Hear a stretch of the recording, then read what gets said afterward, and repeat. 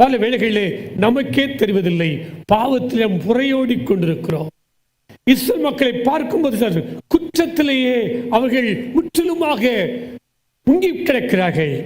வன்முறை செய்வதே வாழ்க்கையாக மாறிவிட்டார்கள். வன்முறை செய்வது சிலருக்கு பழக்கமாகி போய்விடும். எதை எடுத்தாலும் சரி வன்முறையில் ஈடுபடுவார்கள். இன்றைக்கு திருச்சபை எப்படி இருக்குது? வன்முறையிலேயே வாழ்ந்து கொண்டிருக்கிறது திருச்சபை.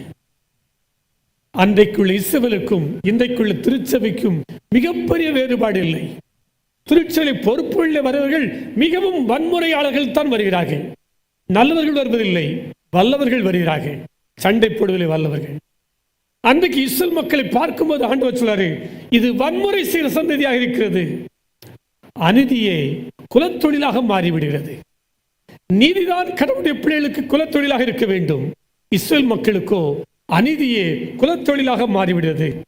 இஸ்ரவேல் மக்கள் செய்யாத பாவங்களே இல்லை.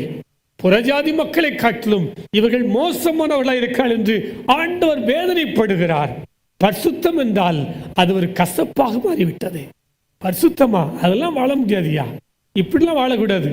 எல்லாரும் மாதிரி என்ன பண்ணணும், என்ஜாய் பண்ணணும். எல்லாரும் மாதிரி தீய காரியத்தை செய்யணும். எல்லாருமே கொள்ளையடிக்கணும். எல்லாரும் மாதிரி லஞ்சம் வாங்கணும். எல்லாருமே பரிதானம் வாங்கணும். அதுதான் வாழ்க்கை. பரிசுத்தம் என்பது அவர்களுக்கு கசப்பாக மாறி போனது. அன்புக்குரியவர்களே, நான் நல்லவன், நான் ஆண்டவருடைய சமூகத்தில் எப்பொழுதும் போய் ஜெபிக்கிறவன், கடவுளுக்கு பிரியமான செய்வன் என்று சொல்லிக் கொண்டால் என்னுடைய பாவங்கள் மன்னிக்கப்படாது. நான் தவறு பண்ணிருக்கிறேன். கர்த்தருக்கும்பாகவும் இளையகுமாரன் சொல்வா, நான் பரத்துக்கு விரோதமாகவும், இரண்டாவது என்ன சொன்னான், உமக்கு விரோதமாகவும், அப்பாவுக்கு விரோதமாக, அம்மாவுக்கு விரோதமாக நான் பாவச்சிருக்கிறேன். உமக்குன்பாகவும் பாவச்சிருக்கிறேன்.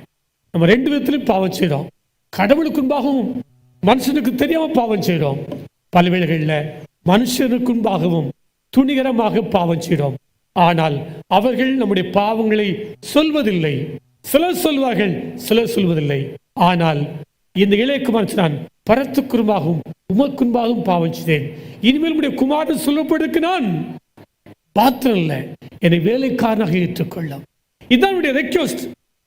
நான் தப்பு பண்ணிட்டேயா, என்னை தயவாக மன்னிங்க. நான் உங்களுடைய பிள்ளை சொல்வதற்கு தகுதியற்றவன் என்று சொல்லி தன்னை முற்றிலுமாக ஒப்புக் கொடுக்கிறான். ஆண்டவரும் முற்றிலுமாக ஒப்புக் கொடுக்க வேண்டும் என்றுதான் ஆண்டு விரும்புகிறார். வாழ்க்கையை பரிசுத்தமாக்க வேண்டும் என்று விரும்புகிறார்.